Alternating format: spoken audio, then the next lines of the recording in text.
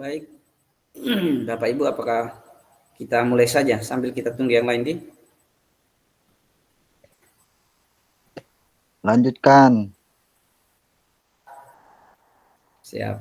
Yang lain bagaimana yang lain?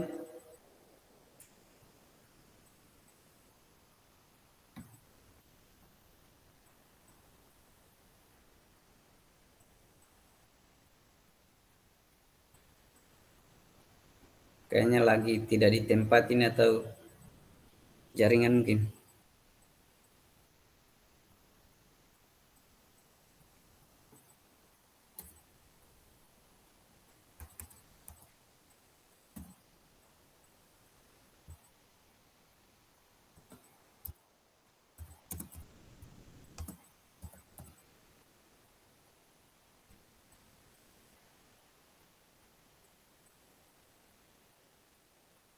Oke, baik. Bismillahirrahmanirrahim. Assalamualaikum warahmatullahi wabarakatuh. Waalaikumsalam warahmatullahi wabarakatuh. Waalaikumsalam warahmatullahi wabarakatuh. Baik, Bapak Ibu. Pertama saya mengajak kepada kita semuanya untuk senantiasa kita bersyukur pada kesempatan malam hari ini. Kita kembali bertatap maya dalam agenda memperdalam pengetahuan kita tentang pengembangan kurikulum PJOK. Seperti biasa Bapak Ibu, mengawali pembelajaran kita, kita akan mulai terlebih dahulu dengan membaca doa. Selanjutnya, mari kita mulai pertemuan kita ini dengan membaca doa terlebih dahulu. Doa dimulai. Allahumma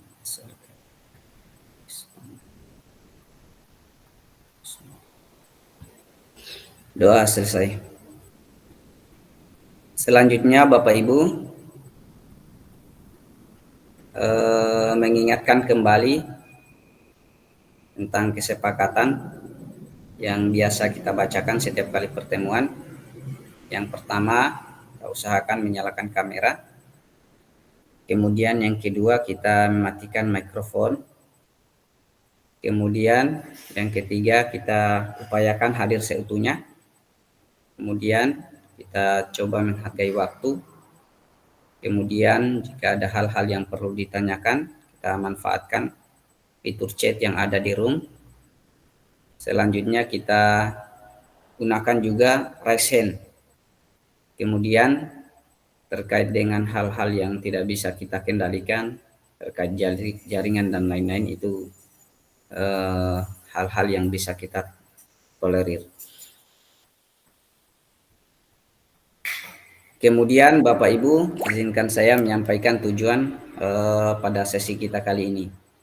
Yang pertama, setelah kita mengikuti sesi ini, kita dalam hal ini Bapak Ibu dapat memahami 3 karakteristik utama kurikulum Merdeka serta keterkaitannya dengan prinsip pemikiran Ki Hajar Dewantara.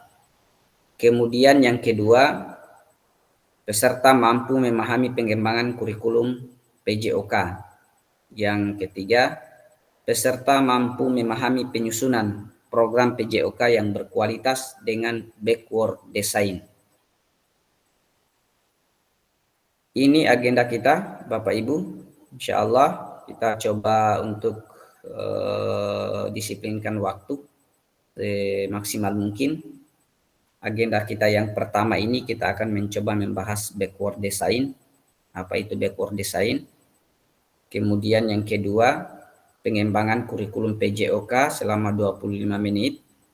Kemudian yang ketiga, pemikiran Ki Hajar Dewantara dan kurikulum Merdeka selama 20 menit.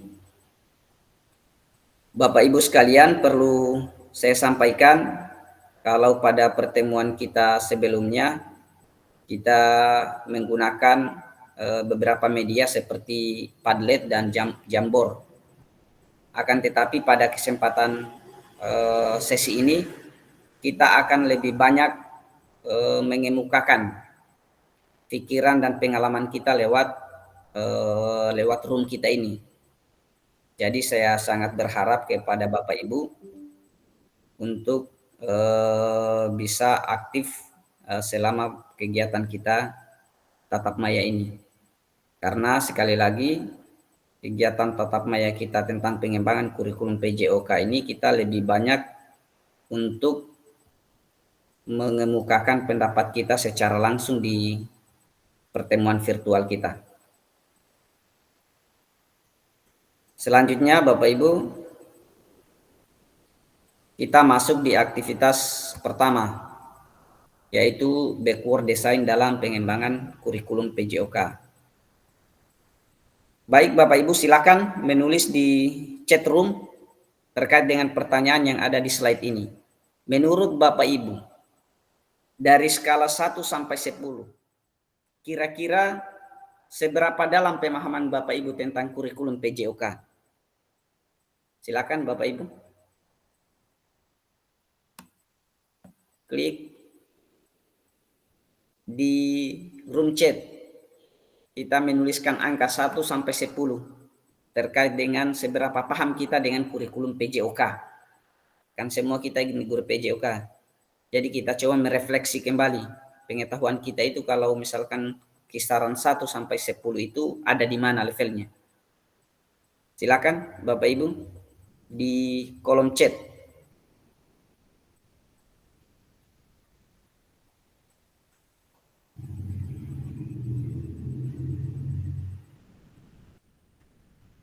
Ahmad Syawal, enam. Silakan yang lain.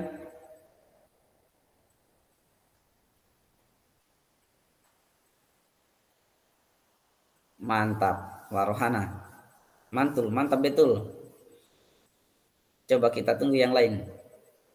Nanti sebentar kita coba minta tanggapan terkait dengan angka-angka yang kita tulis. Dwi Anugrah, enam. Silakan yang lain 1 sampai 10.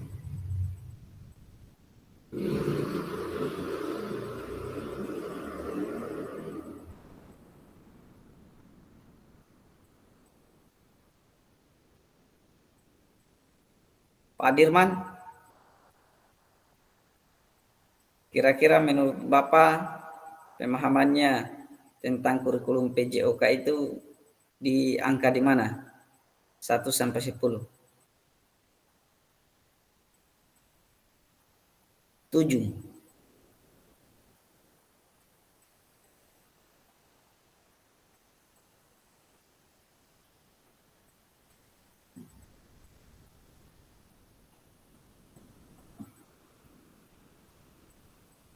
Ada berapa ini? Berapa kita ini? 1,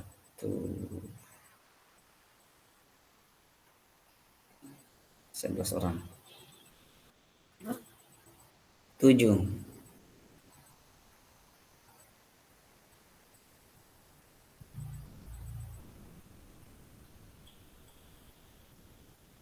Oke, Pak Eki. Ada apa Eki ini?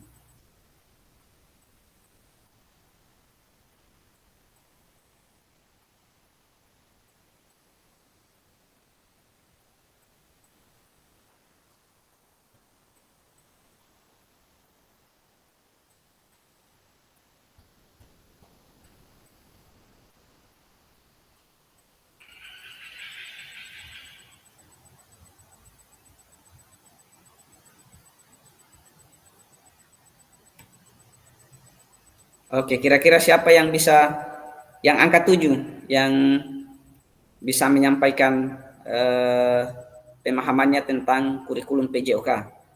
Silakan klik raise hand yang bisa membagikan pengetahuannya terkait dengan kurikulum PJOK. Kenapa bisa, apa alasannya memilih 7? Mungkin kenapa bukan 8, kenapa bukan 9? Kami persilakan Bapak Ibu yang memilih angka 7 terkait dengan pemahamannya tentang kurikulum PJOK.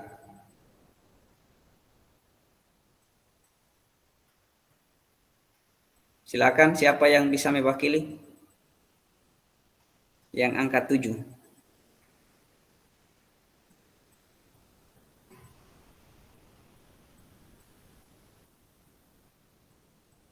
Siapa yang kira-kira bisa berbagi dengan teman-teman di room kita ini?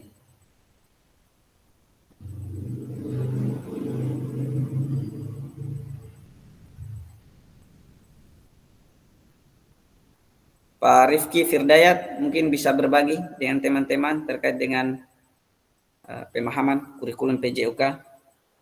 Apa yang menjadi poin-poinnya?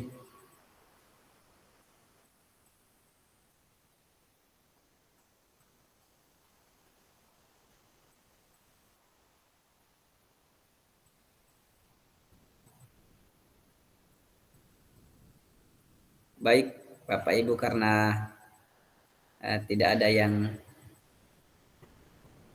bersedia untuk memberikan tanggapannya, berikut kami lanjutkan dengan pertanyaan berikutnya.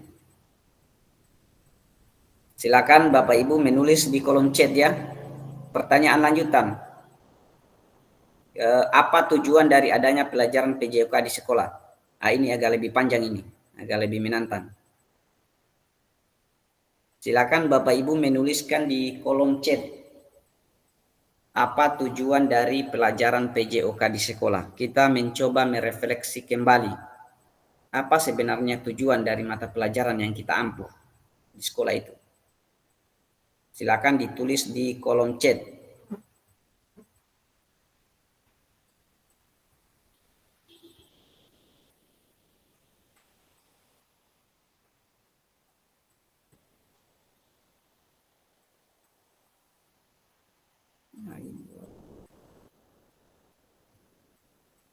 Silakan Bapak Ibu. Apa tujuan dari adanya pelajaran PJOK di sekolah?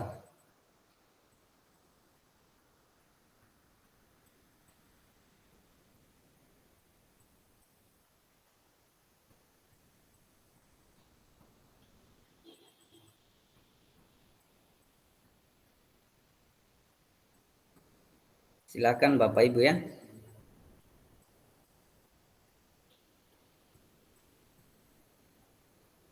Menurut Bapak Ibu, apa tujuan dari adanya pelajaran PJOK di sekolah?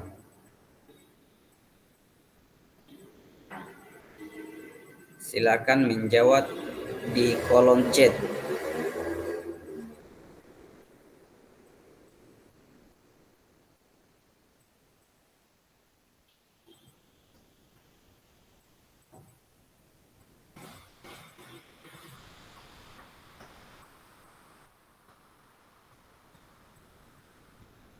Baik, Ibu Warohana, untuk mengembangkan anak secara menyeluruh, baik dari fisik, mental, sosial, emosional, intelektual, dan kesehatan. Mantap. Kemudian yang lain, Mas sebentar mengetik. Silakan yang lainnya.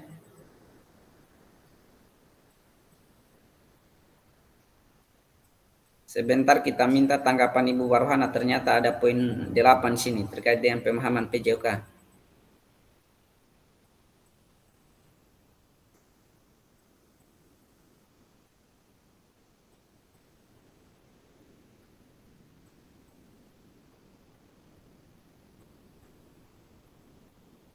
Untuk meningkatkan kesehatan fisik dan memberikan pemahaman dan keterampilan berkaitan kesehatan dan gaya hidup sehat.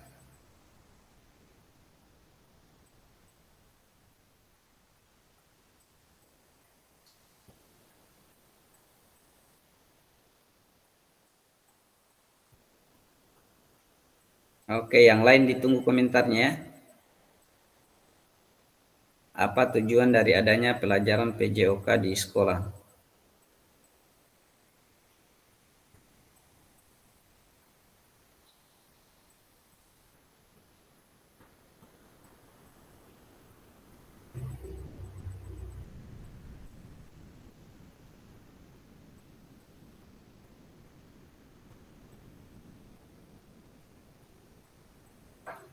untuk memberikan pengalaman yang sistematis bagi siswa menjadi individu yang utuh. PJOK penting untuk perkembangan mental, fisik, emosional, dan sosial mereka.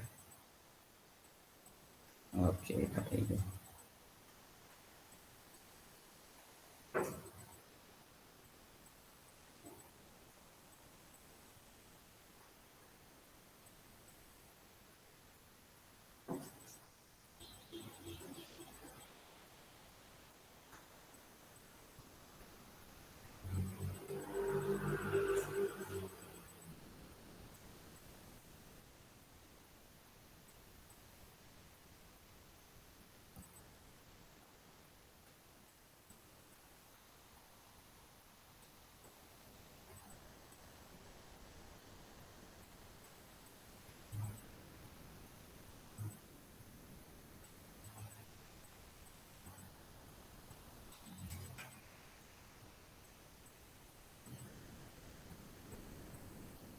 Merangsang pertumbuhan dan perkembangan anak secara holistik, yakni fisik, mental, sosial, dan emosional.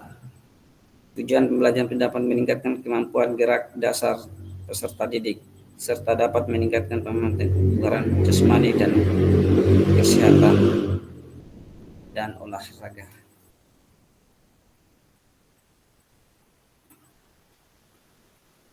Baik Bapak Ibu, saya yakin kita cukup memahamilah mata pelajaran yang kita ampu ya, dalam hal ini guru PJOK. Saya yakin hal-hal yang sangat umum seperti ini kita bisa memahaminya dengan baik. Nah, Rifki Firdayat, meningkatkan kebugaran jasmani dan mengembangkan keterampilan motorik peserta didik. Ya. Kalau dilihat dari chat-chat Bapak Ibu sekalian, ada yang sudah menjawab juga secara komprehensif supaya menyeluruh. Kemudian ada juga sebagian fokus pada keterampilan gerak, fokus pada kebugaran. Selanjutnya Bapak Ibu saya coba tampilkan kepada Bapak Ibu terkait dengan tujuan pembelajaran PJOK yang ada di kurikulum Merdeka. Jadi Bapak Ibu mohon kita perhatikan baik-baik, kita menyesuaikan, memadukan pemahaman kita yang kita sudah tulis di kolom chat dengan capaian pembelajaran PJOK pada kurikulum Merdeka. Pendidikan jasmani, kesehatan, dan olahraga bertujuan sebagai pembelajaran bagi peserta didik dalam yang pertama mengembangkan, menerapkan, dan mengevaluasi keterampilan, konsep gerak, strategi gerak yang akan menjadi disposisi untuk berpartisipasi dalam berbagai aktivitas jasmani. Jadi fokus pada tujuan yang pertama itu adalah fokus terkait dengan gerak, baik dari konsepnya, baik dari keterampilannya maupun strateginya. Itu yang pertama terkait dengan gerak. Kemudian yang kedua, tujuan PJOK itu memberikan dukungan kepada peserta didik agar mereka bisa memilih gaya hidup sehat dan aktif secara jasmani. Jadi PJOK itu merupakan wasilah yang kita berikan kepada peserta didik supaya sikapnya untuk memilih gaya hidup sehat itu terbentuk lewat PJOK.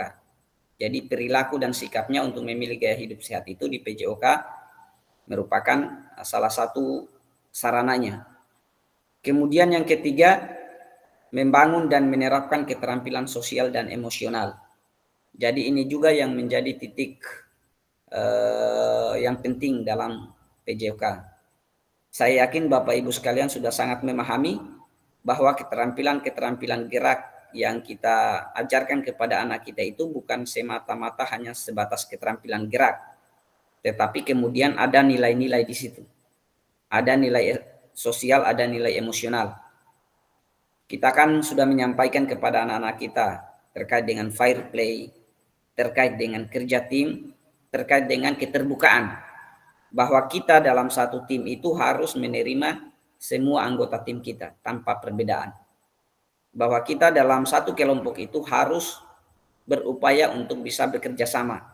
Tidak boleh ada salah satu anggota kelompok kita yang tersisihkan dalam tim atau kelompok kita. Jadi semua itu adalah nilai-nilai sosial dan emosional. Kemudian yang keempat adalah kita menanamkan apresiasi dan mengembangkan sikap positif untuk aktif secara jasmani sepanjang hayat.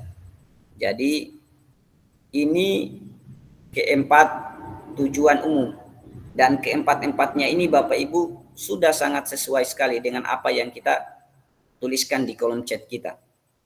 Jadi pada kesempatan ini sebenarnya kita hanya ingin merefresh kembali, menyegarkan kembali pemahaman kita tentang tujuan PJOK, khususnya pada kurikulum Merdeka ini.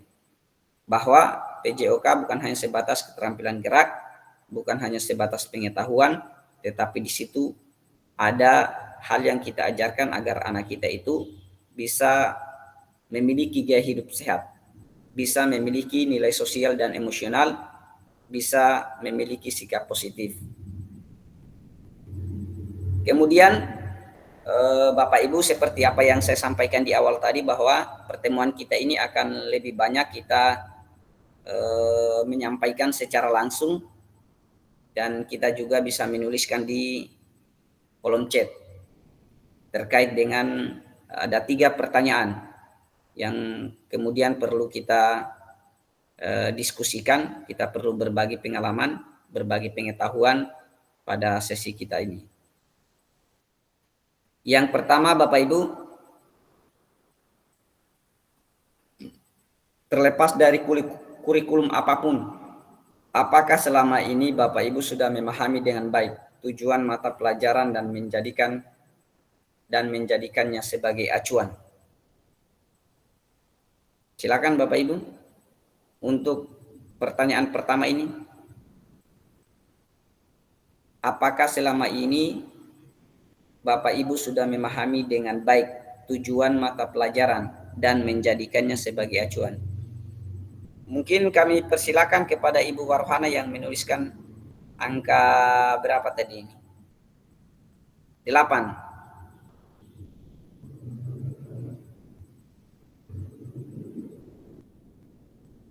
Silakan Ibu Warhana, mungkin masih ada di room.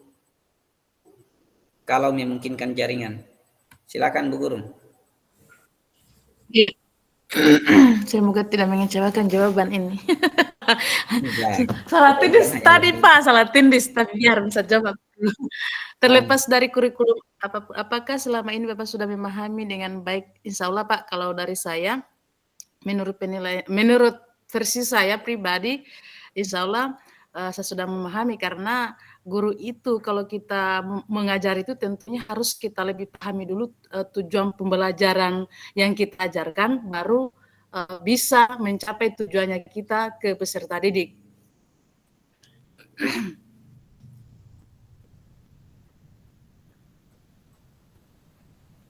Cukup.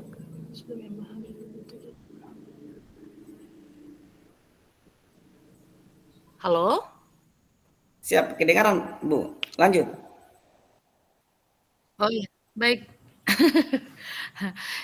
Dari saya pribadi untuk masalah tujuan, saya ulangi lagi kembali ya, dengan pertanyaan ini, apakah memahami dengan baik tujuan mata pelajaran yang menjadi sebagai acuan? Kalau saya, walaupun mungkin orang lain menilai saya bahwa pemahaman saya di tujuan itu belum sesempurna mungkin, tapi saya rasa diri saya di tujuan pembelajaran ini memang harus kita pahami. Karena apa? Ini adalah salah satu kunci pada saat kita membawakan materi.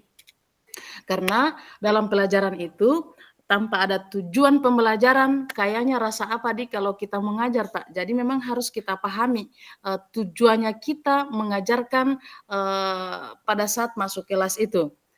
Kemudian tentu dengan adanya tujuan pembelajaran ini dapat juga membantu anak-anak memahami apa yang kita pelajari pada saat itu.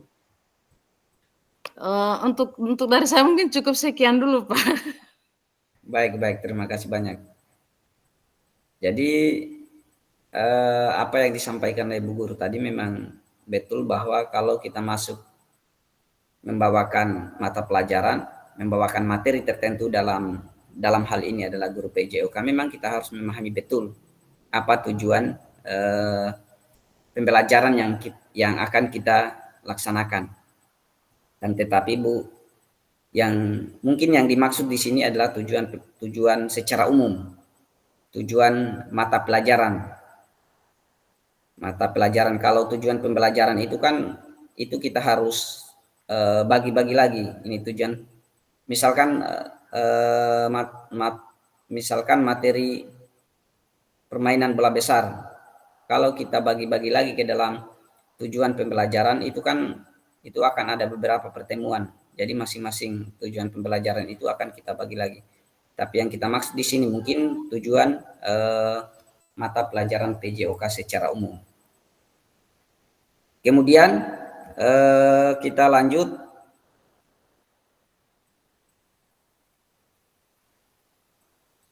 yang berikutnya dalam konteks kurikulum merdeka. Nah, ini kita bicara dalam konteks kurikulum merdeka. Apakah tujuan-tujuan ini bisa dicapai? Tujuan-tujuan yang kita sudah pahami terkait dengan kurikulum merdeka, tujuan-tujuan PJOK yang kita sudah pahami dalam kurikulum merdeka. Apakah tujuan-tujuan ini bisa dicapai?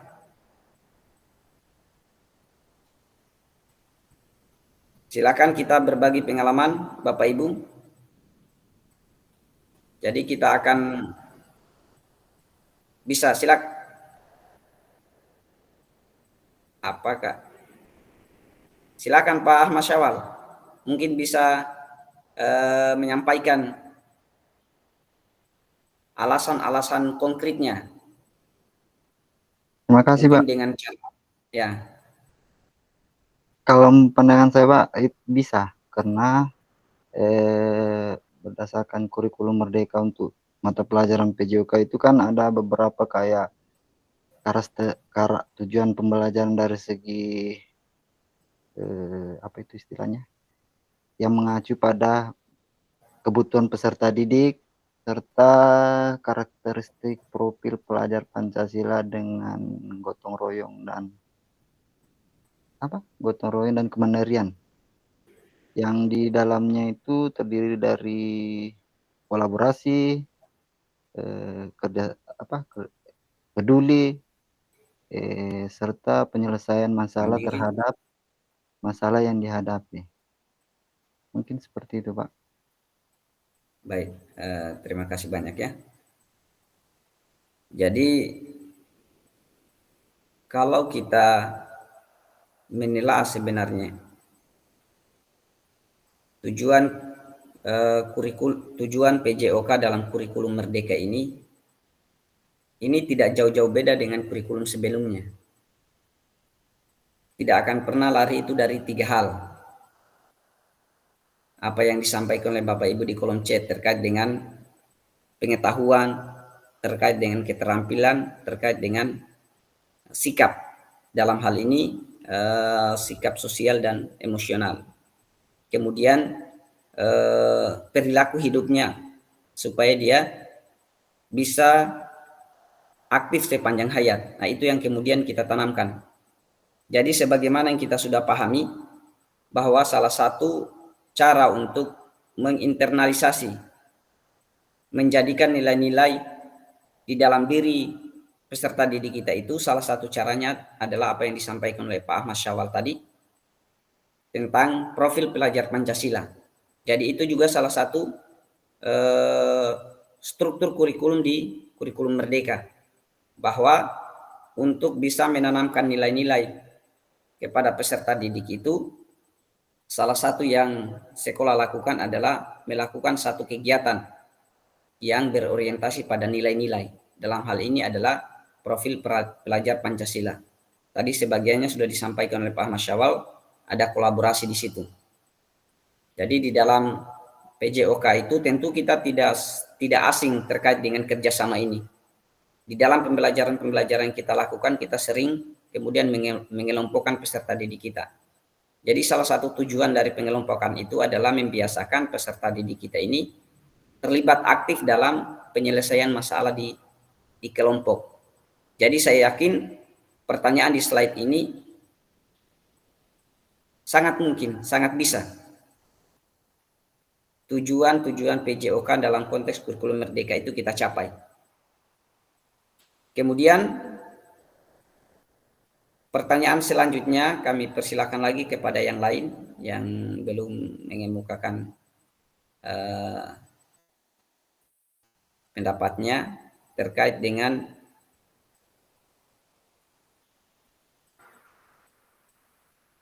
pertanyaan yang di slide ini.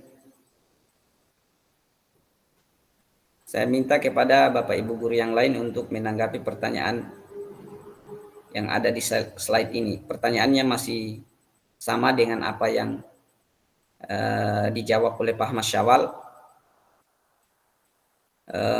Saya minta tanggapan yang lain, Bapak Ibu.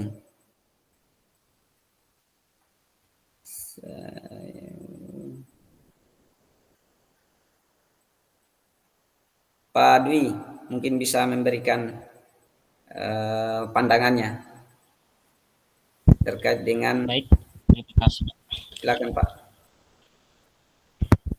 Oke, baik.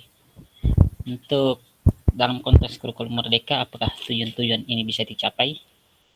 Jadi setelah saya melihat tadi Pak dan menuliskan tujuan-tujuan dari pembelajaran PJOK, kalau menurut saya Pak masih 50-50 Pak. Kadang tujuannya bisa dicapai, kadang tidak tercapai. Karena kenapa? Karena kita mengajar bukan cuma satu kelas Pak. Jadi kita di SD mengajar dari kelas 1 sampai kelas 6. Tentunya karakteristik peserta atau peserta didik ini beda-beda Pak. Nah kadang ada yang menurut, kadang ada yang tidak menurut. Nah ini menjadi tantangan buat kita sebagai guru PJOK bagaimana caranya agar semua anak ini bisa mencapai tujuan pembelajaran dalam PJOK. Nah dan saya juga jujur tadi diberi pertanyaan sudah dari nilai 1 sampai 10. Nah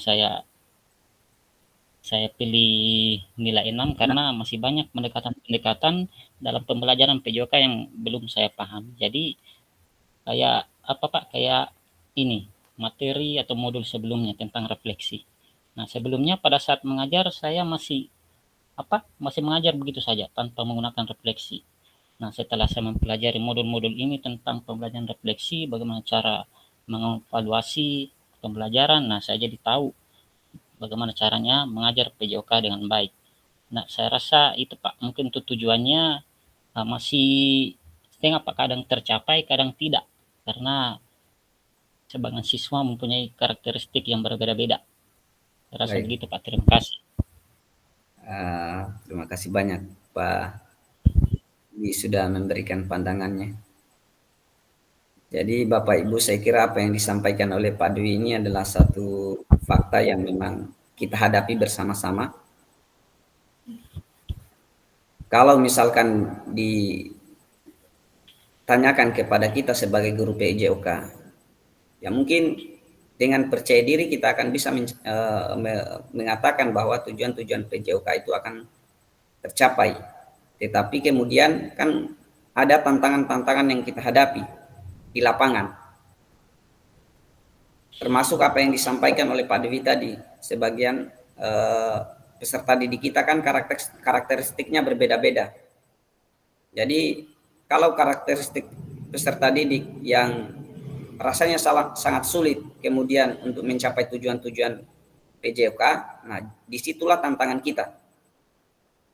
Akan tetapi Bapak Ibu, kalau kita kemudian mencoba mengelompokkan seberapa tercapai tujuan PJOK di peserta didik kita itu, tentu mungkin itu akan lebih banyak yang tercapai daripada yang tidak tercapai. Jadi secara umum kita bisa katakan secara umum ya tujuan-tujuan PJOK itu bisa kita capai, tentu dengan tantangan-tantangan yang kita hadapi di lapangan. Namun Bapak Ibu, yang perlu kemudian kita pahami di sini Bapak Ibu yang ada di slide ini, terkait dengan pencapaian tujuan PJOK. Saya yakin dan percaya Bapak Ibu sudah sangat memahami dan populer terkait dengan CP. Jadi tujuan umum PJOK ini tidak akan lepas dari CP Bapak Ibu. Memahami tujuan umum penting sebagai acuan untuk memahami muara akhir pembelajaran. Jadi di kurikulum Merdeka kita ini kan sudah ditetapkan dalam kurikulum Merdeka itu bahwa tujuan akhir dari pembelajaran PJOK itu dimuat dalam CP. Sementara CP ini Bapak Ibu sekalian, ini adalah kalau kita di SMP itu CP itu satu sekolah selama 3 tahun. Jadi kita juga dituntut untuk memahami CP PJOK ini dalam konteks kurikulum Merdeka ini. Jadi untuk mencapai tujuan umum ini, pemerintah sudah menurunkan ke dalam CP dan mempersilakan guru atau satuan pendidikan untuk menurunkannya lagi ke dalam tujuan pembelajaran. Berikutnya mungkin Bapak Ibu sebelum kita lanjut di slide berikutnya, saya harap mungkin ada 1-2 orang yang menyampaikan pendapatnya tentang capaian pembelajaran yang sudah dipahami terkait dengan capaian pembelajaran, karena ini penting Bapak Ibu, karena CP ini adalah tujuan akhir dari pembelajaran PJOK dalam satu fase. Oleh karena itu saya juga ingin meminta pengalaman Bapak Ibu, pemahaman Bapak Ibu terkait dengan capaian pembelajaran. Silakan Bapak Ibu.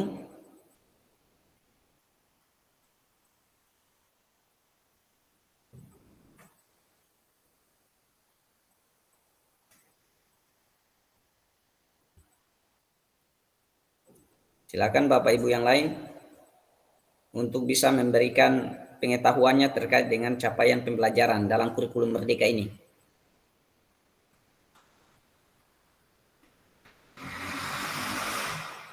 Mungkin Pak Dirman.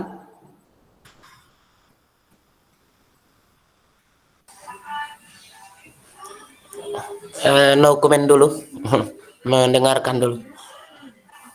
Baik.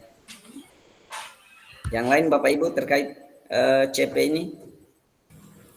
Ya baik Pak, kalau dari saya mungkin sedikit, mohon maaf kalau salah ini pemahaman saya.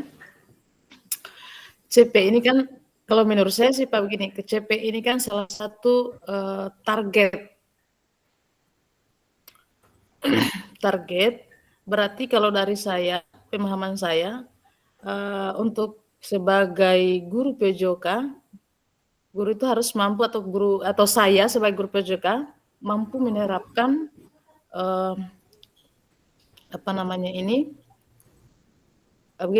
mampu bertindak kritis dalam mengalami berbagai persoalan yang dihadapi anak-anak atau peserta didik. Kemudian mampu menunjukkan kemampuan dalam mempraktikkan variasi dan kombinasi, misalnya dalam suatu permainan.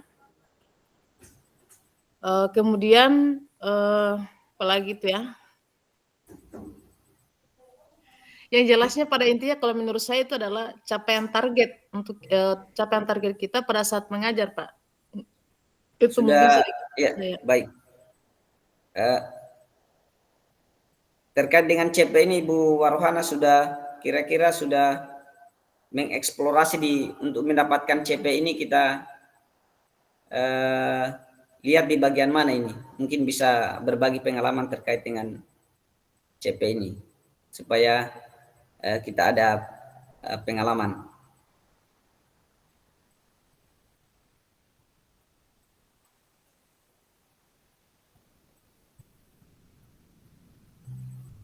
Silakan Bu Warohana.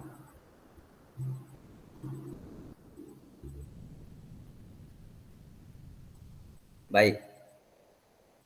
Nah, oke, sudah disampaikan juga lewat room chat. Jadi salah satu sumber untuk kita mendapatkan CP itu ada di PMM, di aplikasi PMM yang sudah disediakan oleh pemerintah. Jadi CP ini kalau kita dalami, kalau kita telaah, ini adalah capaian pembelajaran atau kriteria kompetensi yang harus dicapai oleh peserta didik dalam satu fase. Seperti yang kita sudah pahami bersama-sama, bahwa di dalam kurikulum Merdeka itu memang sudah dibagi-bagi per fase. Kalau di SD itu mungkin 3 fase atau 2. Kalau kami di SMP itu 1 fase saja, fase D. Di SD kayaknya 3 fase. Jadi setiap fase itu satu CP. Di SD 3 fase. Jadi satu fase itu kalau misalkan di SD itu satu fase itu bisa 2 kelas. Iya. 2 kelas. Dan satu fase itu kita turunkan lagi menjadi TP. Jadi intinya Bapak Ibu terkait dengan CP ini adalah rumusan yang telah ditetapkan oleh pemerintah dan kemudian akan menjadi acuan kita. Yang menjadi kebebasan kita atau sekolah atau kita guru sebagai guru PJOK itu adalah menurunkan CP ini menjadi tujuan pembelajaran. Nah, itulah kemudian keleluasaannya. Kemudian kita lanjut Bapak Ibu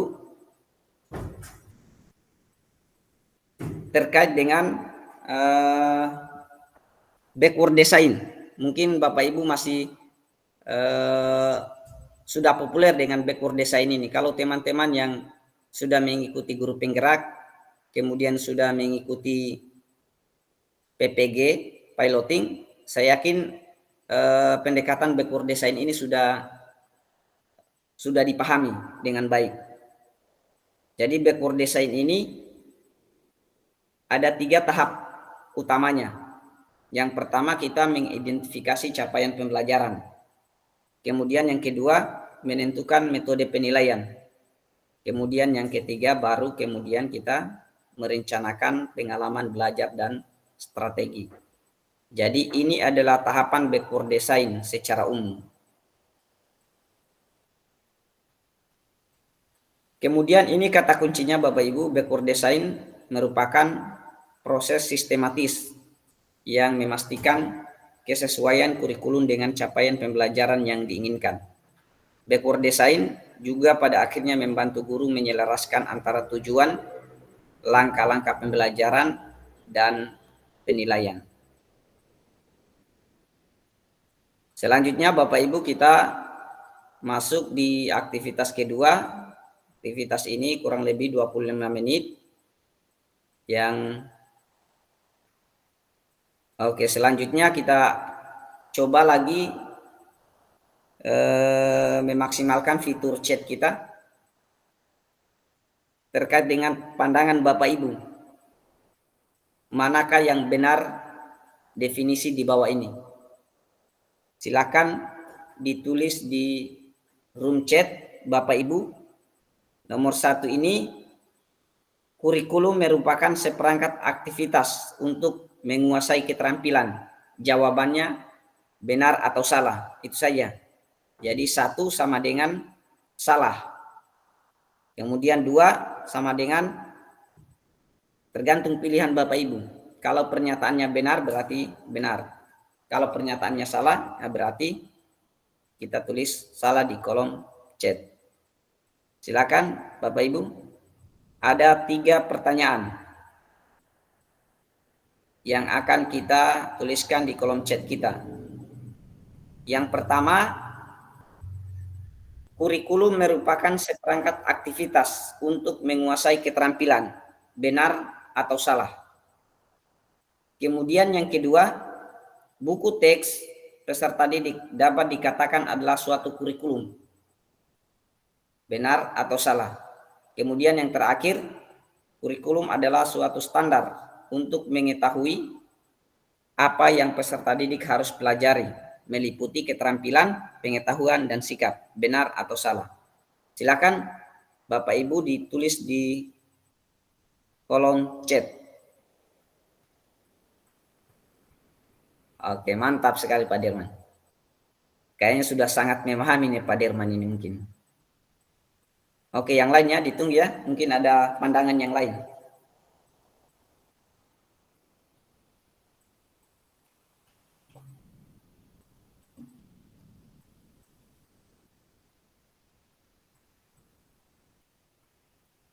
Silakan, kami persilakan pada Bapak Ibu untuk menyampaikan tanggapannya terkait dengan 3 pernyataan yang ada di slide ini.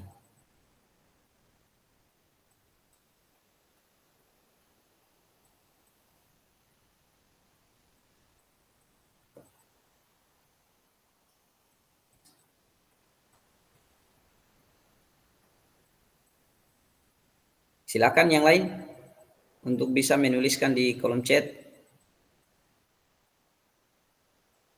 Jadi Bapak Ibu kita lebih banyak untuk berinteraksi di room kita ini. Ya mantap. Oke, yang lain Bapak Ibu, nanti sebentar kita minta tanggapan terkait dengan jawaban-jawaban yang sudah dituliskan di room chat.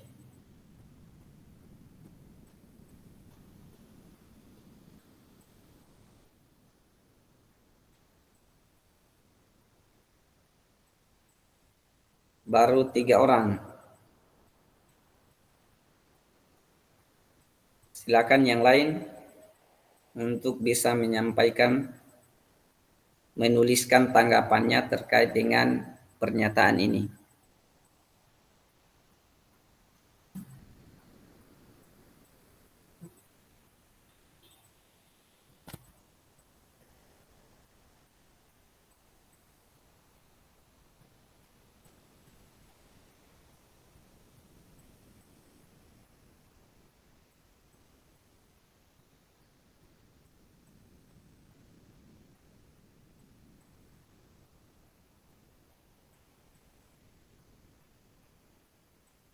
Silakan Bapak Ibu.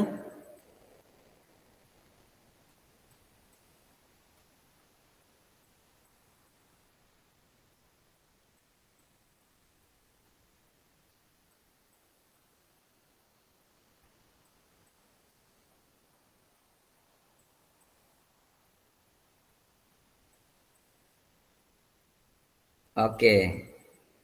Selanjutnya saya minta salah satu mungkin dari Bapak Ibu yang sudah memberikan jawabannya untuk menyampaikan apa pertimbangannya sehingga memilih salah dan benar. Silakan Pak Adu. Baik, terima kasih lagi atas kesempatannya Pak. Ya. Baik, menurut saya, jadi untuk pernyataan yang pertama ini, kurikulum merupakan seperangkat aktivitas untuk menguasai keterampilan itu, pernyataan ini terlalu sempit Pak, karena kurikulum itu mencakup lebih dari sekedar aktivitas untuk keterampilan. Ya, terus untuk nomor 2, nah ini buku teks peserta didik dapat dikatakan adalah satu kurikulum itu salah, karena buku ini hanya merupakan salah satu sumber belajar saja Pak dalam kurikulum. Jadi belum dikatakan berbasis kurikulum standar. Nah, terus yang ketiga, kenapa saya katakan benar? Karena pernyataan ini mencerminkan definisi yang lebih lengkap Pak tentang kurikulum, karena mencakup berbagai aspek. Ada keterampilan, pengetahuan, dan sikap yang perlu dicapai oleh peserta didik. Saya rasa begitu Pak. Terima kasih. Baik. Dari jawaban-jawaban yang dituliskan di room chat ini memang bisa kita tarik satu kesimpulan bahwa terkait dengan kurikulum ini kita sudah cukup memahaminya dalam konteks pernyataan yang ada di slide ini. Jadi pertanyaan Bapak Ibu, kenapa dia salah? Ya karena memang apa yang disampaikan oleh Pak kalau misalnya jawabannya ada benarnya atau tidak, mungkin ada pilihan lain. Tapi kalau pilihannya benar atau salah, ya tentu pernyataan di nomor 1 ini memang salah kalau pilihannya salah dan benar. Tapi kalau ada pilihan yang lainnya, misalkan apakah ada benarnya pernyataan nomor 1 ini? Nah, tentu ini juga akan bisa kita pertimbangkan. Karena yang menguasai keterampilan itu memang bagian dari, kita bisa katakan bagian terkecil, bagian dari kurikulum secara umum, bagiannya. Tapi bukan merupakan satu kurikulum, hanya bagian juga. Sama juga dengan pernyataan nomor 2 ini. Buku teks itu ya mungkin bagian terkecil dari kurikulum. Dan yang paling cukup komprehensif yang menggambarkan terkait dengan kurikulum itu adalah di pernyataan nomor 3. Adalah suatu standar untuk mengetahui apakah peserta harus peserta didik yang harus pelajari, meliputi keterampilan, pengetahuan, dan sikap. Jadi pernyataan nomor 3 ini yang cukup komprehensif untuk mewakili pertanyaan terkait dengan kurikulum. Kemudian kita lanjut Bapak Ibu, komponen kurikulum pada Satuan Pendidikan Pelaksana Kurikulum Merdeka. Yang pertama itu struktur kurikulum, kemudian yang kedua ada capaian pembelajaran, kemudian yang ketiga ada pembelajaran dan asesmen, kemudian keempat penggunaan perangkat ajar, kelima kurikulum satuan pendidikan. Terkait dengan kurikulum satuan pendidikan ini, Bapak Ibu, ada komponennya yang dikembangkan dan digunakan oleh satuan pendidikan, yang terdiri dari karakteristik satuan pendidikan, visi misi dan tujuan satuan, pengorganisasian pembelajaran dan perencanaan pembelajaran. Jadi Bapak Ibu, mungkin terkait dengan kurikulum satuan pendidikan ini mungkin kita tidak terlalu populer karena kita hanya mengampu mata pelajaran, guru mata pelajaran saja. Tapi teman-teman guru PJOK yang memegang jabatan seperti wakil kepala sekolah urusan kurikulum ini sudah cukup memahami dan mendalami terkait dengan komponen-komponen kurikulum satuan pendidikan. Dan kita juga sebagai guru PJOK tidak menutup kemungkinan ke depannya mungkin ada yang akan menjadi pimpinan satuan pendidikan, ada yang akan menjadi wakil kepala sekolah. Tentu pemahaman ini sangat-sangat bermanfaat bagi kita terkait dengan komponen-komponen kurikulum satuan pendidikan. Kemudian Bapak Ibu, ada satu pernyataan yang perlu kemudian kita pahami dan kita dalami secara bersama-sama terkait dengan mengapa kurikulum operasional berbeda antar satuan pendidikan. Jawabannya itu karena supaya kurikulum satuan pendidikan itu lebih bermakna. Kurikulum operasional satuan pendidikan dikembangkan sesuai dengan konteks dan kebutuhan peserta didik dan satuan pendidikannya. Jadi dengan demikian ini sebenarnya bisa menjadi kabar gembira buat kita, Bapak Ibu. Kalau misalkan ada konteks di mana Bapak Ibu mengajar, misalkan ada olahraga-olahraga tertentu yang tidak masuk di dalam kurikulum, itu kan dengan kurikulum Merdeka ini kita bisa masukkan menjadi satu program pembelajaran di sekolah kita. Karena salah satu karakteristiknya kurikulum Merdeka ini, dia memberikan kebebasan kepada guru untuk menurunkan tujuan pembelajaran secara fleksibel. Jadi maksudnya Bapak Ibu, kalau di tempat tugas kita ada olahraga-olahraga tertentu, itu secara sederhana Bapak Ibu, yang tidak masuk di dalam kurikulum, yang tidak masuk dalam materi-materi pembelajaran kita, itu bisa kita masukkan di dalam pembelajaran kita. Meskipun tantangannya kemudian adalah kita akan mengumpulkan bahan-bahan yang diperlukan dalam pembelajaran. Bagaimana kita mengumpulkan materinya, bagaimana kemudian kita mendesain asesmennya, kemudian hal-hal lain yang kita perlukan dalam pembelajaran.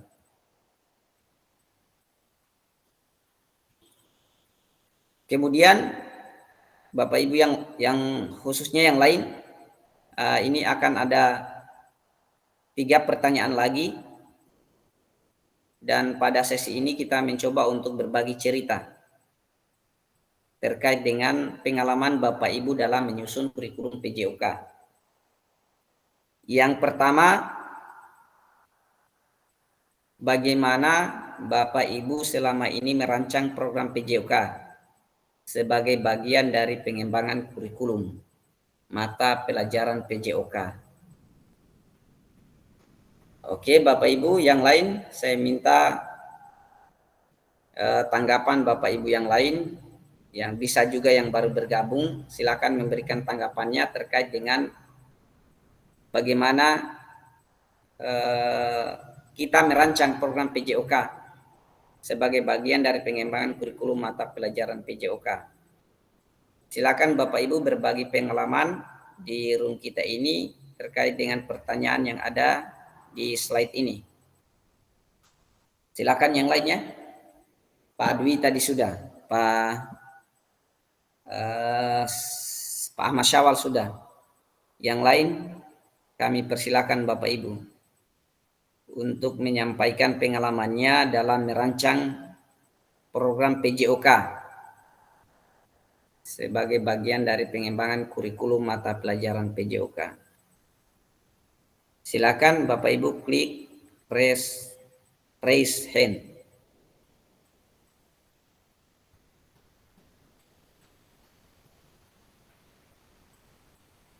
Ada Bapak Ibu?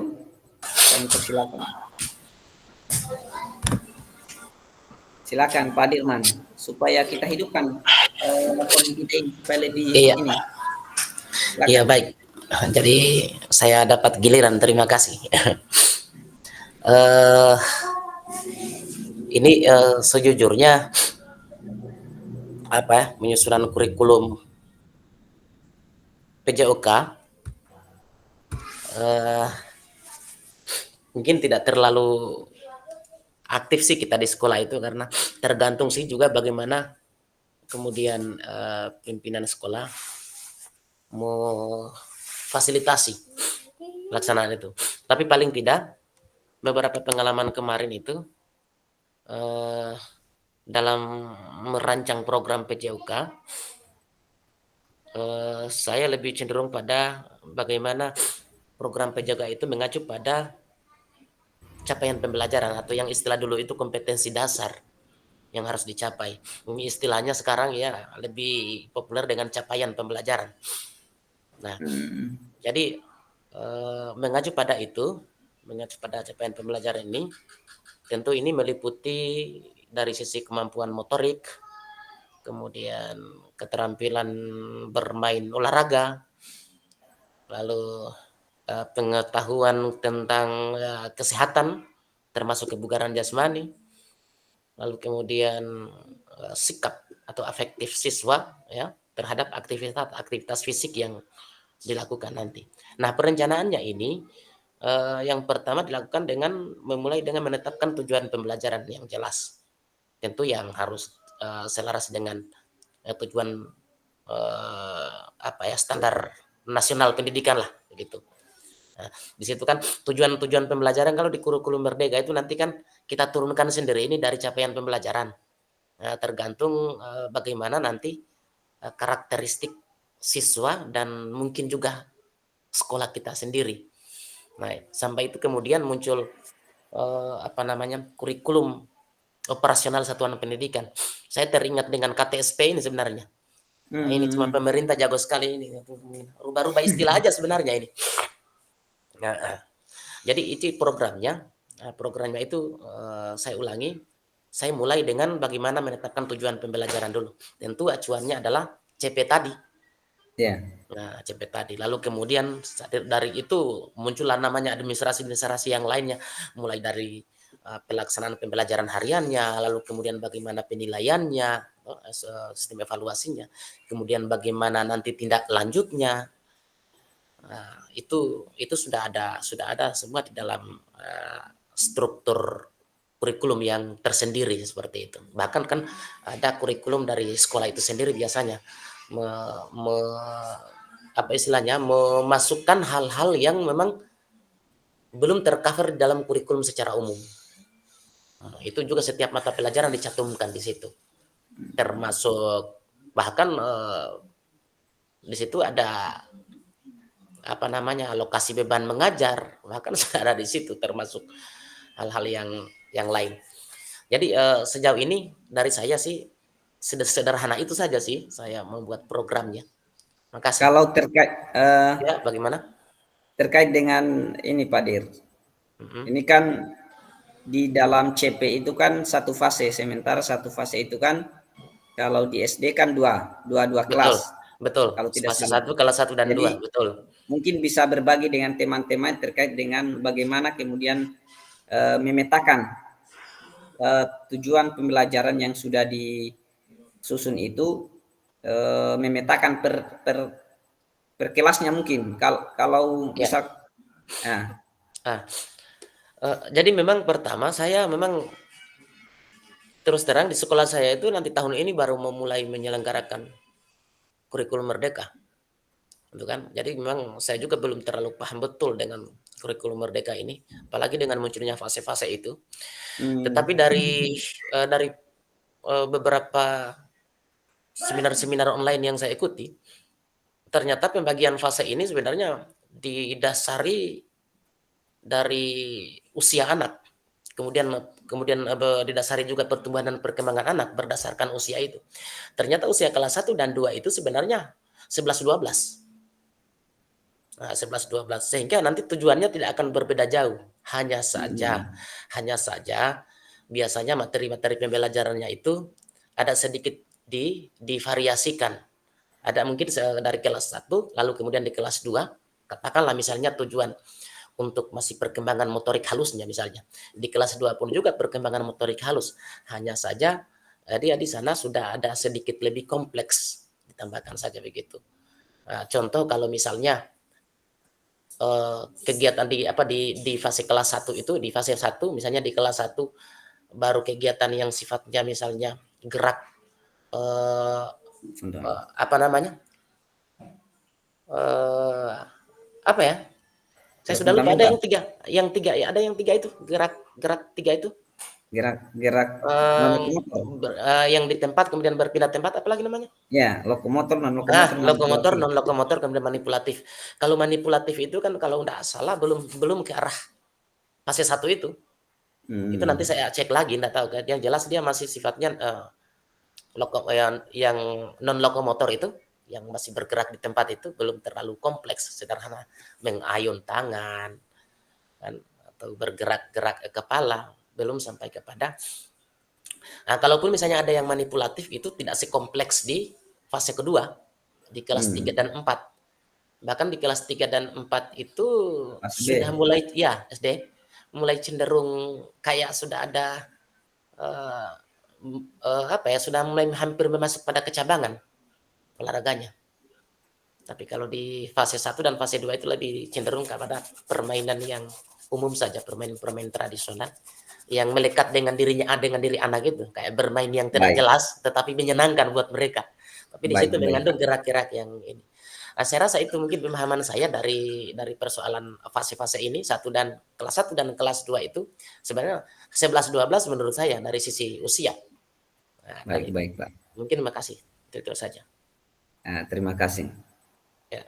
Terima kasih kepada Pak Dirman yang telah berbagi pengalaman terkait dengan merancang program PJK. Jadi memang kurikulum Merdeka ini kan secara bertahap. Jadi boleh jadi di satuan pendidikan tertentu itu mungkin baru 1-2 tahun menerapkannya. Kemudian kita juga ada tantangan untuk mempelajari ini, untuk bagaimana menyesuaikan dengan kurikulum yang ada.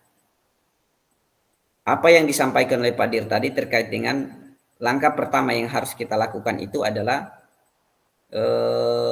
melihat capaian pembelajarannya. Jadi Bapak Ibu jangan kita lupa bahwa langkah pertama yang harus kita lakukan sebelum merancang pembelajaran itu kita melihat capaian pembelajarannya.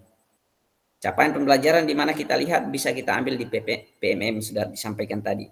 Kalau mau kita ambil keputusannya, ada regulasinya juga, keputusan badan standar ada juga. Tinggal kita cari di Google. Tinggal kita cari di Google, baru kita download. Kemudian kita baca-baca. Kalau di dalam keputusan badan standar itu jelas semuanya. Dari kelas 1 sampai SMA, SMK. Jadi semua di situ kita lihat CP-nya. Nah, kemudian dari situlah kita bisa menurunkan ke dalam tujuan pembelajaran. Dari tujuan pembelajaran inilah itu akan banyak beragam tujuan pembelajaran. Akan ada namanya alur tujuan pembelajaran. Di alur tujuan pembelajaran itu banyak sekali tujuan pembelajaran yang akan mengarahkan kita pada tercapainya capaian pembelajaran. Dan langkah-langkah ini Bapak Ibu sekalian, saya pikir ini mungkin ada sebagian kita yang sudah mendalami, tetapi saya yakin mungkin sebagian juga Bapak Ibu ada yang sekarang masih proses mendalami terkait dengan bagaimana menyusun alur tujuan pembelajaran, bagaimana kemudian kita menyusun tujuan pembelajaran. Akan tetapi Bapak Ibu, karena kurikulum kita ini adalah kurikulum merdeka, maka kita dituntut untuk bisa mempelajari itu, bisa memahami itu. Kemudian Bapak Ibu, pertanyaan kedua, saya persilakan kepada yang lainnya untuk berbagi pengalaman terkait dengan apa saja yang selama ini Bapak Ibu anggap menjadi suatu yang bernilai untuk dipelajari murid di kelas. Mungkin satu orang bisa menyampaikan pengalamannya Bapak Ibu.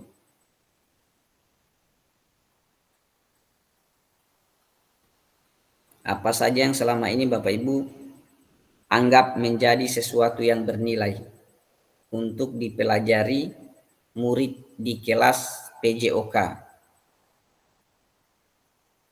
Silakan Bapak Ibu yang lain untuk bisa membagikan pengalamannya.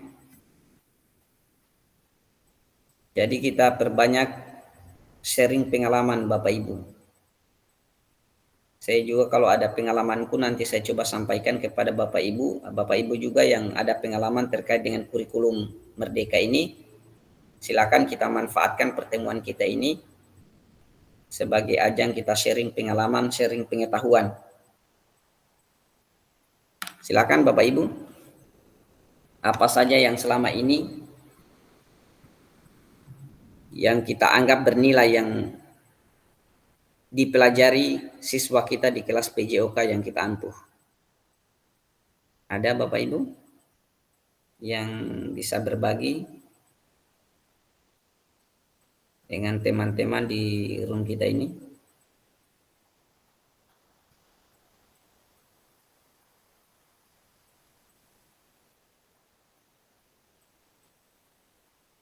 Silakan Bapak Ibu.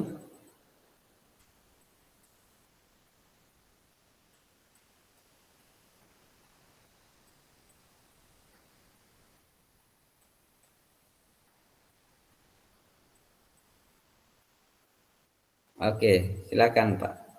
Yang lain mungkin lagi jaringan atau bagaimana nih? Silakan Pak Dwi. Oke, sebentar Pak Rahmat Aidi nomor 3 ya. Atas kesempatannya. Silakan Pak. Jadi apa saja yang selama ini Bapak Ibu anggap menjadi sesuatu yang bernilai untuk dipelajari? Jadi menurut saya Pak, jadi pelajaran yang kita sampaikan ke murid itu saya rasa semuanya sangat bernilai untuk dipelajari. Selain dari aktivitas fisik yang kita lakukan, ya tentunya pelajaran tentang disiplin dan kerjasama, sportivitas, tanggung jawab, dan tentunya kreativitas juga Pak sangat dibutuhkan. Dan ini juga merupakan nilai-nilai yang sangat dibutuhkan untuk siswa untuk dipelajari. Ya, saya rasa begitu Pak. Oke, selanjutnya Nanti kita tanggapi Tambahan sebentar. sedikit Pak, izin. Oke, silakan Pak Rahmat Aidil. Tanpa mengurangi apa yang telah disampaikan oleh Pak Dwi, mungkin saya hanya sedikit menambahkan hal yang tidak kalah pentingnya dalam pembelajaran olahraga itu, yang sangat bernilai di dalam pembelajaran olahraga, yaitu pola hidup sehat. Baik itu dari makanan sehat, kesehatan mental, maupun kebersihan diri setiap peserta didik. Terima kasih. Baik, terima kasih banyak ya. Jadi Bapak Ibu, coba kita lebih mungkin lebih apa ya, untuk berbagi pengalaman kita. Karena pengalaman-pengalaman yang disampaikan oleh Bapak Ibu guru di sini ini itu akan menjadi bahan pertimbangan kita dalam melaksanakan proses pembelajaran PJOK di kelas kita masing-masing. Jadi apa yang disampaikan oleh Pak Dwi dengan Pak Rahmat Aidil sangat selaras dengan apa yang sudah ditampilkan sebelumnya terkait dengan tujuan pembelajaran PJOK. Jadi kalau kita cermati, kita dalami apa yang termuat dalam capaian pembelajaran itu, semua itu sangat bernilai buat peserta didik. Tadi sudah disampaikan oleh Pak Dewi terkait dengan keterampilan gerak. Kemudian juga disampaikan oleh Pak Rahmat Aidil terkait dengan hidup sehat, hidup bersih dan sehat. Dan itu sudah sangat selaras apa yang disampaikan sebelumnya terkait dengan tujuan pembelajaran PJOK. Dan itu semua Bapak Ibu sudah termuat di dalam kurikulum kita. Jadi kita tinggal menelaah lagi capaian pembelajaran yang ada di rumusan yang telah ditetapkan oleh pemerintah. Kemudian tugas kita selanjutnya adalah bagaimana menurunkan capaian pembelajaran itu kepada menjadi tujuan pembelajaran. Kemudian kita coba turunkan lagi menjadi hal-hal yang lebih spesifik. Kita petakan tujuan pembelajaran kita ini, dia waktunya kapan kita bisa selesaikan. Kemudian tujuan yang lainnya kapan kita bisa selesaikan. Jadi perlu ada pemetaan supaya jelas tujuan-tujuan pembelajaran kita kapan bisa kita tuntaskan. Kemudian Bapak Ibu, pertanyaan selanjutnya, bagaimana kita akan mengintegrasikan semua yang kita sampaikan tadi ke dalam pengembangan kurikulum mata pelajaran PJOK yang sekarang berlaku. Jadi mungkin yang menjadi pertanyaan, salah satu yang menjadi tuntutannya di pertanyaan nomor 2 ini, kira-kira adakah pengalaman Bapak Ibu menyampaikan satu materi yang tidak ada di dalam kurikulum? Mungkin itu poinnya Bapak Ibu. Mungkin ada aktivitas atau olahraga tertentu yang setelah kita kaji di dalam kurikulum PJOK, di dalam capaian pembelajaran PJOK itu ternyata permainan ini tidak ada. Tetapi kemudian kita berinisiatif untuk memasukkannya itu ke dalam program pembelajaran kita. Kira-kira ada yang punya pengalaman terkait ini? Mungkin bisa berbagi di room kita ini, Bapak Ibu.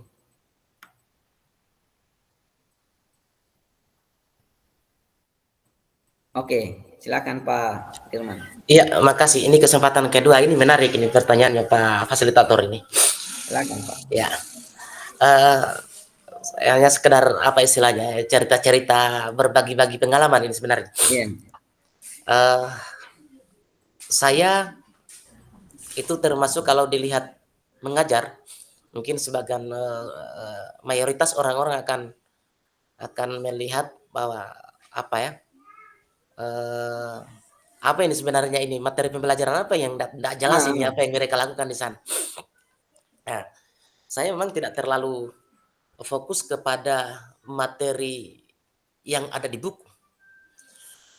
Bahkan saya tidak pernah jarang sekali. Ini sudah bertahun-tahun ini saya tidak pernah pakai acuan-acuan di buku. Karena kan persepsi sebagian besar guru itu ada kalanya mereka itu lebih lebih apa ya, terpaku pada materi yang tertuang di dalam buku. Kan banyak guru yang mengatakan, susah bagaimana kita mau mengajar begini, tidak ada bukunya. Nah, sebenarnya kan buku itu hanya sekedar media untuk membantu kita untuk membelajarkan mata pelajaran itu sendiri. Nah, sebenarnya acuannya kalau saya itu selalu mengacu kepada tujuan pembelajaran. Kalau misalnya tujuan pembelajaran itu lebih cenderung kepada bagaimana keterampilan geraknya, atau contoh misalnya misalnya kemampuan melompat atau kemampuan koordinasi, misalnya koordinasi antara tangan dengan mata misalnya. Nah kan berarti ini ada sebuah keterampilan yang memerlukan keterlibatan antara mata dengan tangan. Ya berarti bisa menangkap bola atau mungkin melempar sesuatu ke arah sasaran. Jadi muncullah sebuah aktivitas fisik yang permainan itu kadang-kala saya buat sendiri. Yang penting permainan itu menurut saya sepanjang seru buat anak-anak, saya hantar. Contoh, bahkan bola gotong itu paling disukai anak-anak. Tapi sebenarnya kegiatan bola gotong itu banyak aspek yang tercapai di sana. Ada aspek larinya, kerjasama timnya, kemudian toleransi antar sesama teman juga itu harus ada. Kemudian fair play juga dibutuhkan, keterampilan melambungkan bola, dan termasuk juga kelincahan di sana ada. Karena ada lari bolak-baliknya kan. Jadi ada faktor kelincahan. Sehingga itu kalau sudah masuk aspek-aspek yang mengena di tujuan pembelajaran itu, maka permainan itu saya pakai. Nah, kemudian juga misalnya ada latihan kelincahan untuk kebugaran jasmani ya. Ada latihan kelincahan atau kecepatan. Biasanya kan orang terfokus di lari zigzag, berarti harus ada patok. Atau lari bolak-balik, misalnya memerlukan media-media yang umum. Nah, kalau kita harus diperhadapkan dengan sekolah yang tidak punya media itu, nah bagaimana? Makanya saya itu lebih banyak menggunakan garis, bukan garis itu kayak saya punya halaman sekolah itu ada semacam garis yang muncul akibat dari yang dicor itu lantainya itu kan ada garis-garis yang dibuat kayak tel itu. Lalu saya anggap garis. Jadi dengan garis itu saya manfaatkan untuk melakukan lari bolak-balik dengan memanfaatkan garis-garis yang ada. Itu saya pernah lihat mereka melatih kelincahan. Waktu itu saya pernah melihat salah satu tim prapon bola voli melatih kelincahan itu saya adopsi. Artinya begini, bukan persoalan permainan apa yang saya terapkan, tetapi tergantung tujuan pembelajaran yang kita capai apa. Maka sehingga itu tidak ada di dalam kurikulum bahwa harus permainan sepak bola. Karena bola besar itu banyak. Tidak hanya sepak bola, bola tangan bisa, bola basket bisa, atau bola yang berbentuk besar mereka memainkan seperti apa terserah. Saya pikir itu yang menurut saya, sekali lagi saya katakan, tidak harus materi-materi yang umum, tetapi apa saja permainan olahraga, walaupun itu permainan olahraga tradisional, sepanjang itu memenuhi unsur untuk pencapaian tujuan pembelajarannya, maka sikat, hantam saja, itu menurut saya. Kira-kira seperti itu dulu Pak Fasilitator. Terima kasih. Baik, terima kasih banyak. Ya.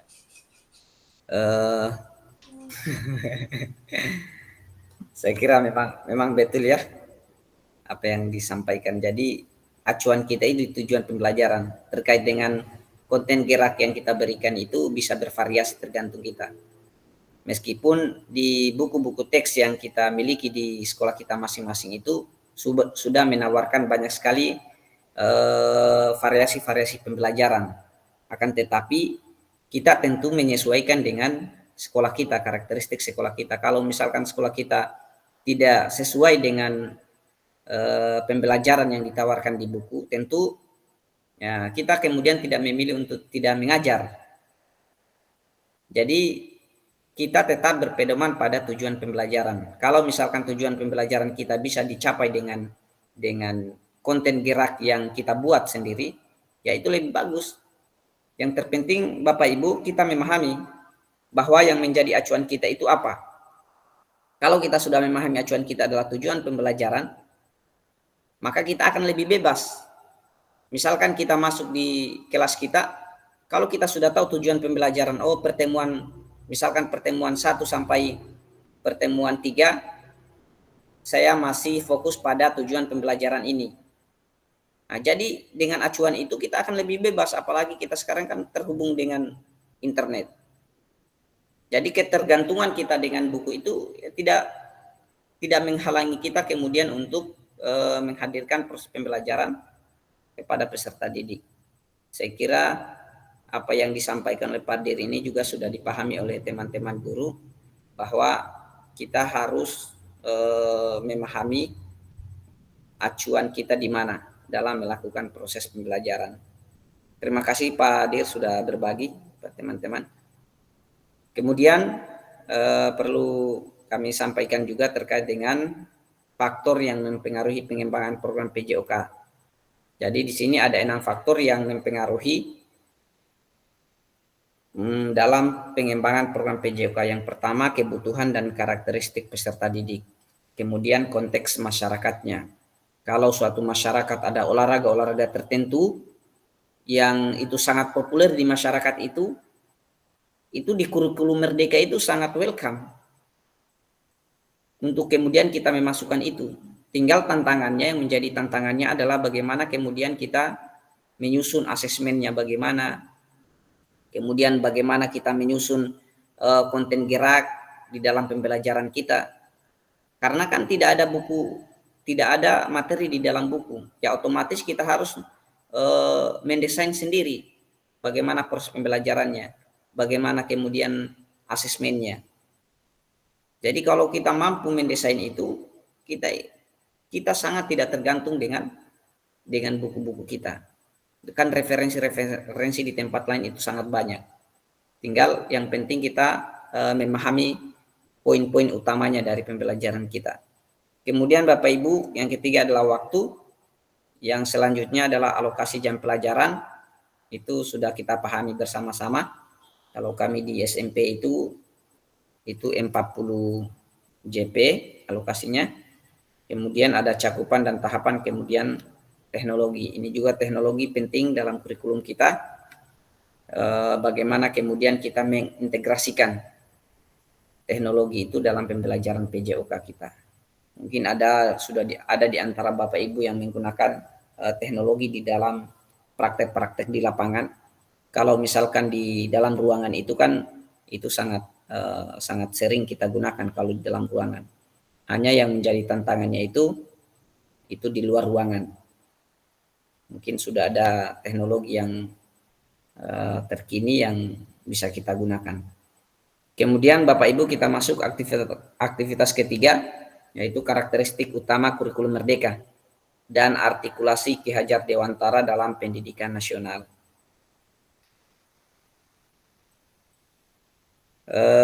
Selanjutnya Bapak Ibu,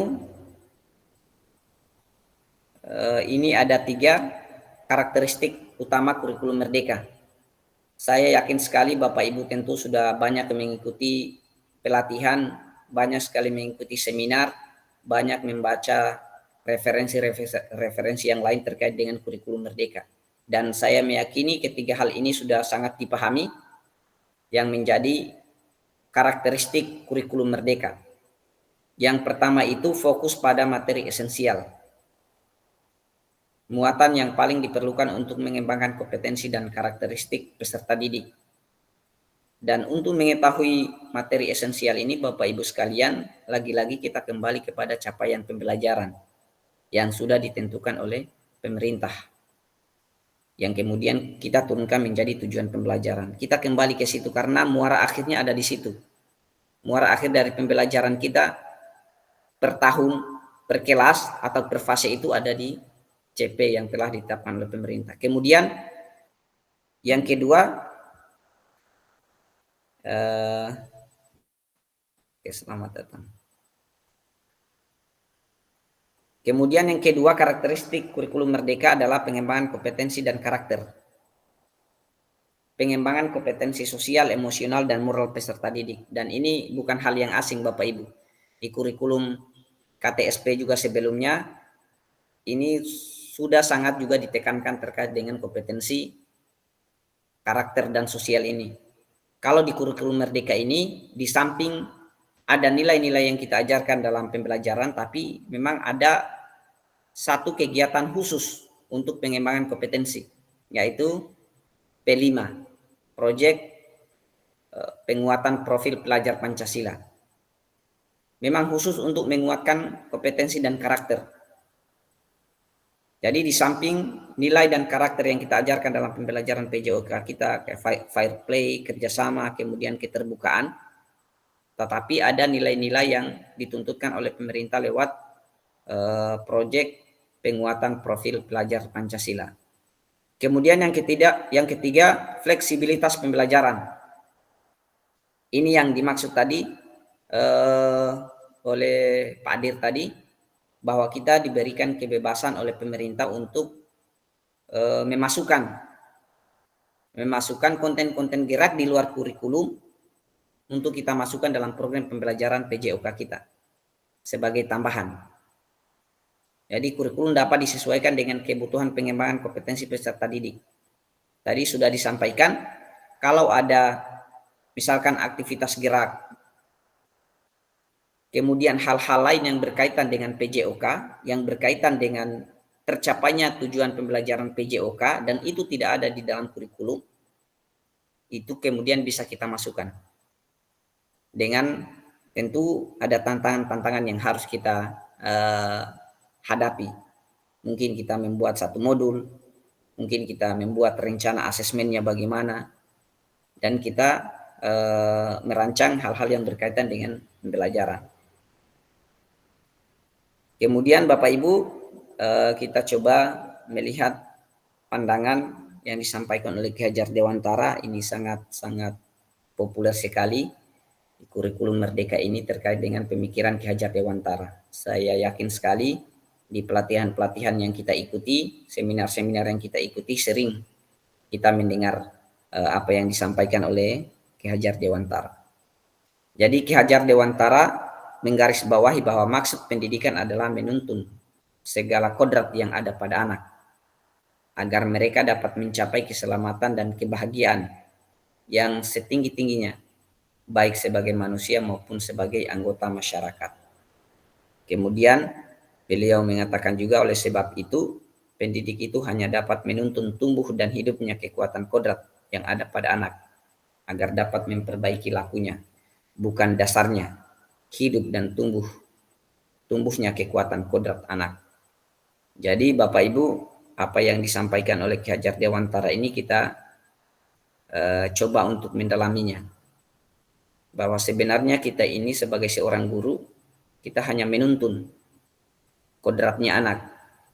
Jadi dari sini sebenarnya kita juga dituntut untuk bisa mengidentifikasi kodrat anak itu apa. Dari hasil identifikasi ini kemudian kita menciptakan pembelajaran yang menuntut anak itu untuk bisa berkembang sesuai dengan kodratnya. Jadi oke, saya kira Bapak Ibu, materi kita mungkin cukup sekian apa yang bisa kita dalami terkait dengan pengembangan program pembelajaran PJOK. Saya harapkan Bapak Ibu sekalian, setelah kita mengikuti sesi ini, paling tidak kita sudah mendapatkan gambaran terkait dengan 3 karakteristik utama kurikulum merdeka. Tadi yang pertama, fokus pada materi esensial, kemudian kompetensi dasar, kemudian yang ketiga tadi adalah fleksibel dalam pembelajaran. Kemudian kita juga mampu memahami pengembangan kurikulum PJOK. Tadi sudah disampaikan oleh teman-teman kita yang lain terkait dengan pengembangan kurikulum PJOK itu harus senantiasa kita berpatokan pada capaian pembelajaran dan tujuan pembelajaran.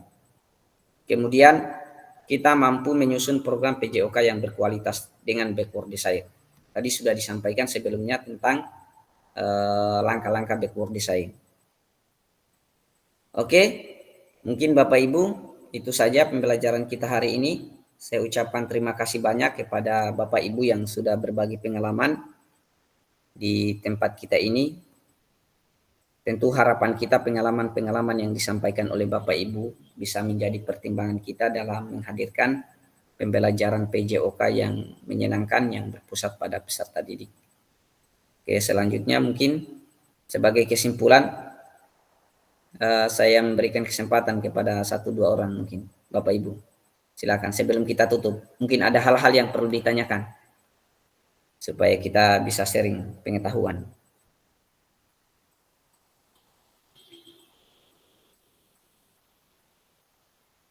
Silakan Bapak Ibu. Mungkin ada hal-hal yang perlu ditanyakan atau ada tanggapan terkait dengan materi kita pada kesempatan ini.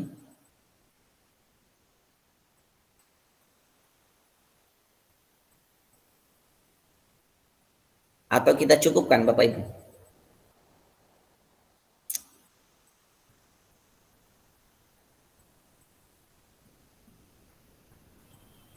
Tidak ada Pak. Kayaknya cukup. Oke. Pak Dirman, bagaimana, ada hal-hal yang perlu kita share terkait dengan materi Terputus kita ini? tadi, iya, langsung lowbat laptop tadi ini, saya beralih ke HP. Silakan. Mungkin ada yang perlu Sedikit, ditanyakan terkait dengan iya. LMS dan lain sebagainya. Iya, jadi untuk saya kegiatan ini memang betul-betul bermanfaat. Jujur saja beberapa kali ikut di tatap maya ini benar-benar ada manfaatnya. Banyak hal yang saya tidak tahu, kini saya sudah mulai tahu dan akan terus berusaha untuk menjadi lebih banyak tahu. Yang tadinya saya malas-malas membuka referensi-referensi, ya karena ada tuntutan tugas, mau dan tidak mau membaca. Ya, jadi saya pikir ini kegiatan yang positif. Mudah-mudahan ini kita terus lakukan, dan setelah ini menurut saya nanti kita jadikan ini di peserta-peserta diseminasi ini, anggotanya ini menjadi sebuah bagaimana membentuk sebuah komunitas untuk menjadi tempat kita berbagi ilmu. Nah, karena terus terang saja kita memang ada MGMP PJOK, tetapi sudah 5 tahun saya di sini, saya belum pernah mengikuti kegiatan MGMP-nya. Belum ada kayaknya. Iya, secara struktur ada. Dan bahkan saya sudah bergabung waktu pengisian pembuatan waktu itu di SIM PKB ya. Iya, sudah ada, hanya kan tidak aktif. Tidak, sejauh saya mengajar, saya sudah kurang lebih 9 tahun ini, memang pembentukan itu belum ada, hanya di SIM PKB itu memang ada. Itu. Nah, mudah-mudahan ya, kita di sini menjadi bagian yang menggerakkan ulang komunitas ini supaya menjadi tempat yang kita berbagi informasi, berbagi pengalaman, berbagi pengetahuan. Nanti tinggal kita buat saja programnya bagaimana secara berkala kita pertemuan. Karena sekarang kan sudah canggih. Pertemuan secara online seperti ini saya rasa lebih efektif ketimbang kita bertemu di suatu tempat. Betul Pak. Jadi melalui fasilitator bisa mediasi, kemudian kita dengan teman-teman saya rasa siap untuk membentuk sebuah komunitas khusus PJOK untuk bagaimana pengembangan kompetensi kita semua untuk terkait dengan PJOK itu sendiri. Saya rasa hanya itu dulu dari saya. Makasih.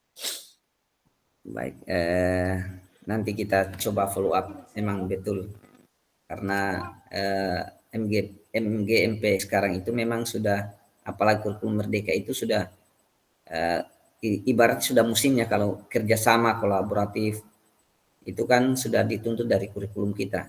Jadi dengan begitu memang kayak perkumpulan kemudian komunitas profesi itu sangat kita butuhkan. Insya Allah ke depan kita coba berkomunikasi dengan teman-teman yang sudah terbentuk bagaimana kemudian kita mengaktifkan kembali.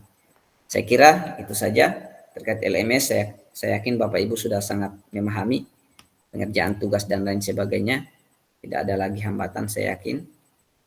Kemudian seperti biasa kita akan akhiri dengan sesi berfoto bersama. Silakan diaktifkan dulu kameranya.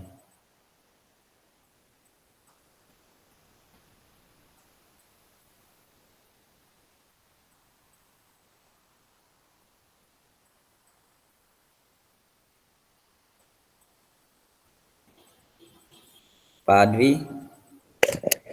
Kok dari mana Pak Min? Baru muncul itu.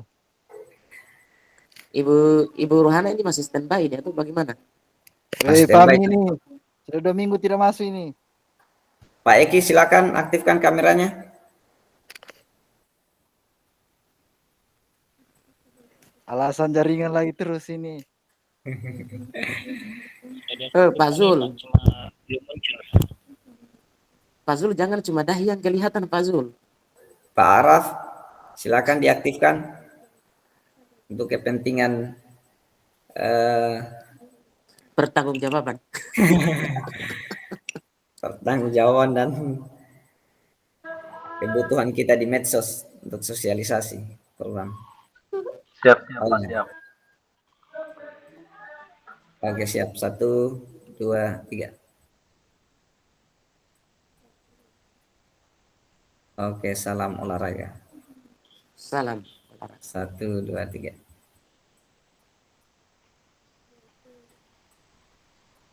Baik, terima kasih Bapak Ibu atas kebersamaannya. Mudah-mudahan kita lebih bersemangat dan lebih aktif lagi pada pertemuan kita berikutnya di 1.6. Demikian. Ada saran Pak sebelum Oke, silakan Pak Dir. Ya. Mohon ini sekaligus permintaan kesediaan Pak Fahmi, tutup kita dengan doa biar berkah pertemuan ini.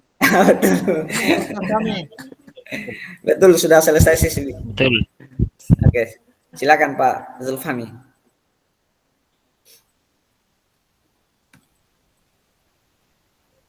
Alasan jaringan lagi dia itu.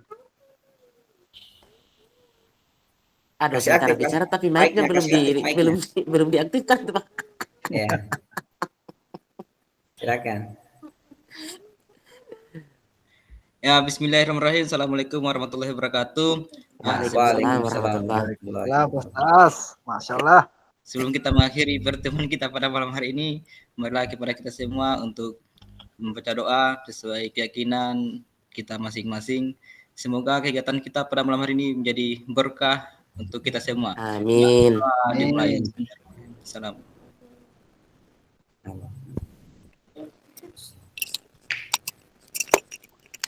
Ya, berdoa selesai. Amin. Baik, terima kasih banyak dan mohon undur diri. Assalamualaikum warahmatullahi wabarakatuh. Waalaikumsalam warahmatullahi wabarakatuh. Sampai jumpa teman-teman di pertemuan selanjutnya. Izin keluar.